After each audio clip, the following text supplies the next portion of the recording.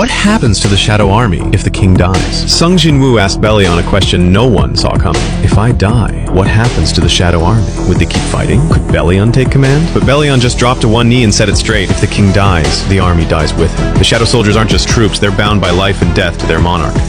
That loyalty is their strength, but also their greatest weakness. Later, in a high-stakes meeting with global leaders, Sung Jinwoo didn't sugarcoat it. Run. Get as far from the gates as you can. Then he returned to his isolated training island, only to find something insane.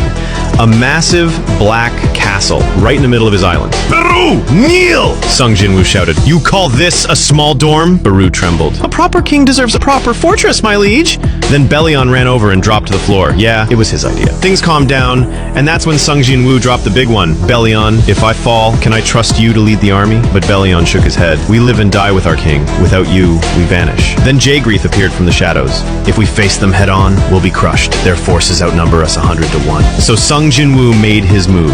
Divide and conquer. First stop, Z Country. By afternoon, he was on the ground, and to his surprise, the top-ranked hunter Liu Jikong greeted him personally. Above the airport, a massive gate hovered like the eye of a storm.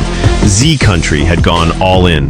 100,000 elite hunters gathered beneath it. Sung Jinwoo nodded. Impressive. Then, boom, he summoned his shadow army. Rows of undead beasts, warriors, titans, assassins, lined up in perfect order. Liu was stunned. This wasn't a battle. It was a massacre waiting to happen. And then, of course, Baru started drama. Who told you to stand at the king's left side? That's my spot. Sung Jinwoo.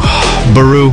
They're allies. Before the tension could settle, the gate began to pulse. Everyone looked up, hearts pounding. It was opening. Sung Jinwoo stared into the swirling void, waiting for the enemy, but Belion whispered, My king, I sense nothing. That's when it hit Sung Jinwoo like a truck. He reached out, his shadows stationed at other gates around the world. Same report, nothing. He'd been outplayed. This wasn't an invasion. It was a distraction. Antares, the monarch of destruction, wasn't dividing his forces.